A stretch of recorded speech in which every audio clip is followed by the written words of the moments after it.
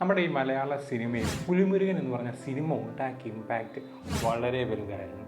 നമുക്കറിയാം 10 കോടി 20 കോടി എന്ന് പറഞ്ഞ് കളക്ഷൻ കിട്ടിയ ഒരു സിനിമയെ 100 കോടി കിട്ടും എന്ന് മോഹിപ്പിച്ച സിനിമ കൂടിയാണ്. അല്ലെങ്കിൽ മലയാള സിനിമയുടെ ഒരു ആ ബോക്സ് ഓഫീസ് റെക്കോർഡുകളുടെ തുടക്കമായിരുന്നു പുലിമുരുകൻ എന്ന് പറയുന്നത്. അതിനുശേഷം ഒരുപാട് സിനിമകൾ വന്നു. ഇതിൻ്റെ മഞ്ഞുമേൽ ബോയ്സ് 250 കോടി. ഞാൻ പറയാൻ പോകുന്നത് അതൊന്നുമല്ല. നമുക്കറിയാം ഈ പുലിമുരുകൻ എന്ന് പറഞ്ഞ സിനിമ സംവിധാനം ചെയ്തത് വൈശാഖാണ്. വൈശാഖിൻ്റെ തന്നെ ഒരു സിനിമയായ ടർബോ വേണ്ടി ഇപ്പോൾ തിയേറ്ററിൽ ഓടുന്നുണ്ട്. ഒരു മാസ് ആക്ഷൻ എൻ്റർടൈൻമെൻറ്റ് സിനിമ എന്ന രീതിയിൽ പോകുന്നുണ്ട്.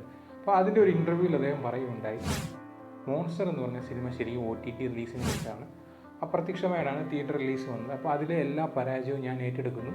ഇനി വരാൻ പോകുന്നത് വലിയൊരു സിനിമയായിരിക്കും, അതായത് പുലിമുരുകനേക്കാൾ വലിയൊരു സിനിമയാണ് ഇനി വരാൻ പോകുന്നതെന്ന് വൈശാഖ് പ്രഖ്യാപിച്ചിട്ടുണ്ട്. അതായത് മോഹൻലാൽ, വൈശാഖ്, ആശീർവാദ് സിനിമാസ് കോമ്പോയിലുള്ള വലിയൊരു സിനിമ വരാൻ പോകുന്നു. അപ്പം ഞാൻ ചോദിക്കുന്ന ഒരു ചോദ്യമുണ്ട്. നമുക്കറിയാം ഒരു മാസ് ആക്ഷൻ എൻ്റർടൈൻമെൻറ്റ് എന്ന് പറഞ്ഞ സിനിമയ്ക്ക് കഥ എത്രത്തോളം പ്രാധാന്യമുണ്ട് എന്നുള്ളത് ഒരു ഇമ്പാക്റ്റാണ്. ചുമ്മാ ഒരു മാസ് ആക്ഷൻ സിനിമ ഇറക്കിക്കഴിഞ്ഞാൽ, ചുമ്മാ കുറേ ആക്ഷൻ മാത്രമാക്കി ഇറക്കിക്കഴിഞ്ഞാൽ ഒരിക്കലും ഒരു സിനിമ ഓഡിയൻസിനോട് ക്ലിക്ക് ആകണമെന്നില്ല. നമുക്കറിയാം ഒരു 6-7 കൊല്ലം മുമ്പത്തെ ഒരു മലയാളി ഓഡിയൻസ് അല്ല ഇപ്പോഴത്തെ മലയാളി ഓഡിയൻസ് എന്ന് പറഞ്ഞാൽ പല ഭാഷകളിലുള്ള സിനിമകൾ കാണുന്ന വ്യക്തികളാണ് അവർ. അപ്പോൾ അവർക്ക് കൃത്യമായിട്ട് മനസ്സിലാക്കാൻ സാധിക്കും. പ്രത്യേകിച്ച് കോവിഡിന് ശേഷമുള്ള ഒരു മലയാളി ഓഡിയൻസിൻ്റെ ഒരു റേഞ്ച് തന്നെ മാറിപ്പോയി. പല കഥാകൃത്തും സംവിധായകരും അത് സൂചിപ്പിച്ചിട്ടുണ്ട്. അപ്പോൾ ഈ വൈശാഖ് എന്ന് പറഞ്ഞ വ്യക്തിയുടെ മോഹൻലാൽ കൊണ്ടുള്ള ഈ സിനിമ വരുമ്പോൾ അത് പക്ക ഒരു മാസ് ആക്ഷൻ ഓറിയൻറ്റഡ് സിനിമ ആയിക്കോട്ടെ, പക്ഷേ അതിൽ ഇമ്പാക്റ്റായിട്ടൊരു കഥ വേണം എന്നുള്ളത് ഏറ്റവും വലിയ ഒരു ഇമ്പോർട്ടൻറ്റ് ഫാക്ടറാണ്.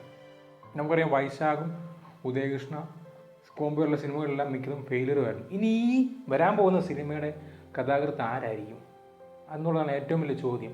അതനുസരിച്ചിരിക്കും കഥയുടെ വിജയവും നിർണ്ണയിക്കുന്നത്. അതായത് നമുക്കൊരു RDX എന്ന് പറഞ്ഞ സിനിമ ഒരു ആക്ഷൻ സിനിമയായിരുന്നു. നമുക്കൊരു 100 കോടി കിട്ടിയ മറ്റൊരു സിനിമയാണ് RDX എന്ന് പറയുന്നത്. ഈ RDX ചുമ്മാ ഒരു ആക്ഷൻ സിനിമ ആയതുകൊണ്ട് മാത്രമല്ല, ഫാമിലി ഇമോഷനെ കറക്റ്റായിട്ട് കണക്ട് ചെയ്ത് കൊണ്ടുപോകാൻ സാധിച്ചു. അതുകൊണ്ടാണ് അത് പ്രേക്ഷകർ കാണുകയും ഈ ഒരു കളക്ഷൻ കൈവരികയും ചെയ്തത്. അപ്പോൾ അതുകൊണ്ട് തന്നെ ഇനി വരാൻ പോകുന്ന ഈ വൈശാഖ് മോഹൻലാൽ സിനിമയിൽ കഥയ്ക്ക് വളരെയധികം പ്രാധാന്യമുണ്ടാവും.